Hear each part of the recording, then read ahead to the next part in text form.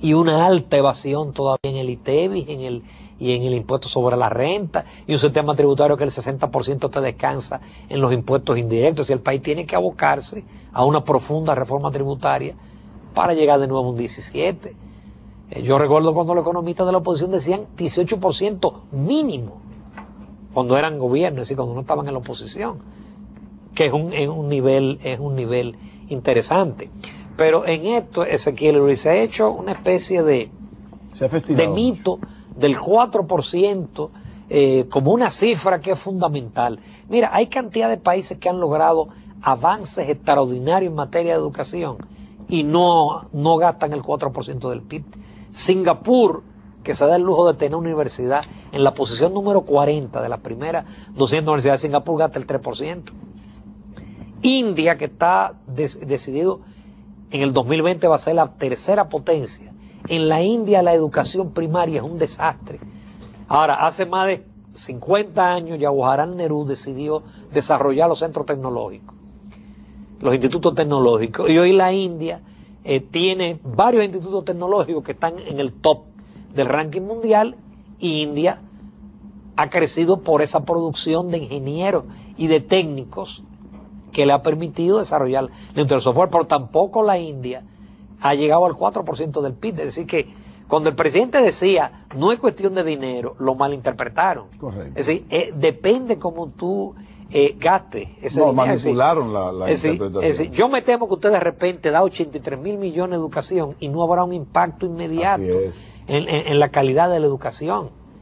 Ese mismo informe Atali hablaba de darle a la UAS el 1% del PIB, que son como 20.000 millones. A mí el rector de la UAS me hizo una página completa, porque yo dije, bueno, darle un 1% del PIB a la Universidad Autónoma en las condiciones que está la Universidad Autónoma es botar el dinero en un zafacón.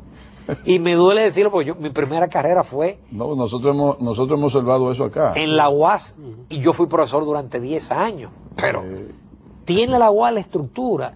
Si los propios candidatos a rectores, que son muchísimos, lo que te hablan de una reingeniería de la academia, porque como está la UAS, no puede seguir. Así es. Entonces, el país tiene que darse un plan de qué sistema educativo queremos. Con el nivel de nuestros profesores. Correctamente. Aunque usted le aumente el salario, sí, nosotros tenemos que ir pensando quizás en jubilar de manera acelerada a nuestros profesores y si es necesario traer profesores de Cuba, de donde sea, y comenzar a preparar, porque es un proceso gradual. En ese interín usted va llevando hasta el 4, a lo mejor el 6 o el 7, porque ¿por qué el 4? Pero el país tiene que darse un plan, porque lo que no podemos darnos el lujo es usted dedicar tantos recursos a un sector y usted no apreciar los resultados. Eso sería lo peor que le podría pasar a esta sociedad, es que se decida gastar dinero en educación y que no haya frutos a mediano plazo. Sí. En cuanto a las exenciones, ingeniero, a mí me gustaría ser un poco más específico, porque usted sabe que hay exenciones que son exenciones de consumo y hay exenciones que son de producción. Sí, yo siento que esos incentivos, esas exenciones por incentivos de producción, siento que hay que mantenerlas. Ahora, hay unas exenciones del ITEVIS que son exactamente dirigidas al consumo, que yo entiendo, que no la voy a especificar ahora porque no es necesario, que sí deberíamos quitarla para el año que viene, porque crean incluso toda competencia desleal en términos real de la economía. No, y además te facilita la evasión. Correcto. Te facilita la evasión. Sí, yo pienso que en términos de lo que son incentivos a la producción, eso habrá que estudiarlo. La propia carta de intención del Fondo Monetario decía, bueno, vamos a hacer un estudio beneficio-costo, es decir, yo le estoy exonerando tal cantidad, ¿qué me produce ese sector? ¿Vale la pena? Por ejemplo, qué sé yo, la ley de zona franca, los incentivos para instalarse en la frontera. La 2801. Es decir, eso ha dado resultados. ¿Cuántas empresas se han instalado? Sí. Hay sectores, yo pienso, como el turismo, que deben mantenerse las exenciones. Al turismo hay que hacerle pagar por otra vía, por la vía de los beneficios del impuesto sobre la renta. No, pero a ese sector... Y es posible que la 2801 se haga un análisis de que vamos a exonerarle lo que es costo de instalación. Pero ya cuando tú comienzas a operar, bueno, pues esos beneficios también tienen que entregarme. No te puedo exonerar los beneficios, el porcentaje de lo que llama el impuesto de beneficio, porque ya te lo está ganando, dame una parte de lo que es, como todo el mundo, o sea, no te puedes exonerar eso. O sea, creo que hay que revisar la ley 2801. No, y la revisión del tema fiscal tendrá que ser profunda, porque tú tienes un problema de una alta informalidad, incluso de gente que gana más dinero que los formales, pero que no tributan. Es un tema bastante importante, porque es el tema de la competitividad y de qué manera eso puede afectar la inserción de los sectores productores nacionales en la economía internacional. Entonces hay que hacer una reforma, nosotros siempre lo hemos dicho en este programa, pero debe ser una reforma diferente, no para tapar los hoyos fiscales, sino para como han sido las últimas. Sí, para apuntalar el desarrollo, porque tienen que ser una reforma para el desarrollo. Si queremos cambiar la situación y queremos hacer política social sana y sostenible, nosotros tenemos que pensarlo muy bien y no embarcarnos en nuevas reformas simplemente para aumentar los impuestos, porque eso son elementos importantes. Hay un tema de calidad del gasto.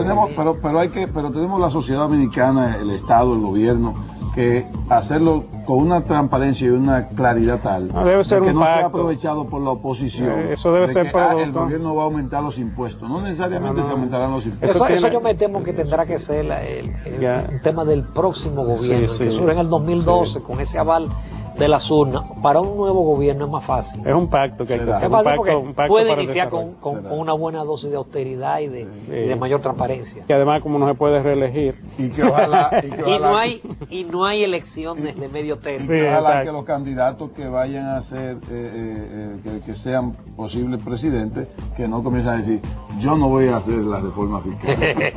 Vamos a una última todo lo van a pausa. decir.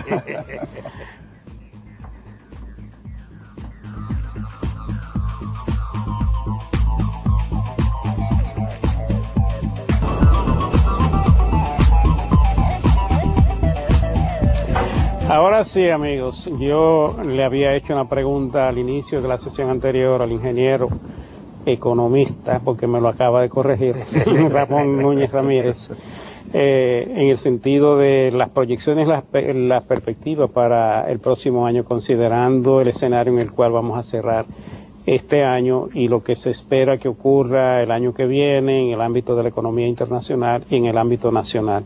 Así que vamos ahora en esta última parte, ingeniero, a ver cómo podemos visualizar la economía el próximo año. Sí, y voy a arrancar de la parte del déficit en cuenta corriente, que es un tema que le preocupa a muchos economistas. Sí. Y que pienso que la misma austeridad fiscal del próximo año va a contribuir, porque eso también no se dice mucho.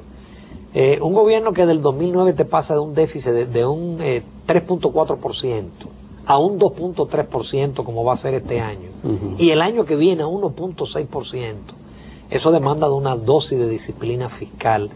Y afortunadamente a lo largo de este año el gobierno ha demostrado su voluntad de cumplir con las metas del fondo.